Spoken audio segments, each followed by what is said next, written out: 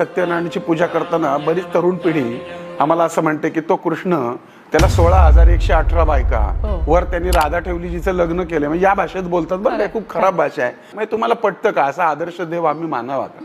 पण मुळामध्ये आम्हाला कृष्ण समजला नाही, आम्हाला गणपती समजला नाही, आम्हाला विष्णू समजला नाही, आम्हाला त्याचे अवतारच समजले नाही. तर 16,118 बायका म्हणजे काय हो? आता तुम्ही मेडिकल फील्डमध्ये आहात, आयुर्वेदामध्ये ज्या नाड्या आहेत त्या तेवढ्या सांगितल्या गेल्या आणि त्यातून एक रक्ताची धारा धारा धारा धारा राधा वाहते आणि त्या धारेला तो कृष्ण आकृष्ट होतो. कृष्ण म्हणजे हृदय आणि 16,118 म्हणजे नाड्या, राधा म्हणजे रक्ताची धारा. तो कृष्ण तुमच्यात पण आहे, तो कृष्ण माझ्यात पण आहे. मला सांगा, युगे 28 विटेवरी उभा करकटावरी ठेवून या. मग तो युगे 28 तो पलंगावर का उभा नाही, तो खुर्चीवर का उभा नाही, तो विटेवरच का उभा? कारण त्याच्यातनं हेच सांगितलंय की तुमच्या प्रत्येक घराच्या विटेवरती हा पांडुरंग उभा आहे.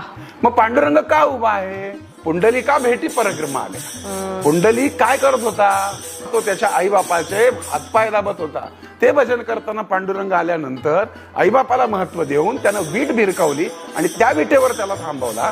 जोपर्यंत तुमच्या या भारत देशामध्ये किंवा जगामध्ये आईबापांची सेवा घडेल तोपर्यंत तो पांडुरंग त्या विटेवरच उभा राहील. आणि म्हणून तुमच्या घरात जर तुमच्या आई वडिलांची सेवा झाली तर तुमच्या घरातल्या प्रत्येक विटेवर पांडुरंग उभा आहे. त्यासाठी तुम्हाला पंढरपूरला जायचीच गरज नाही.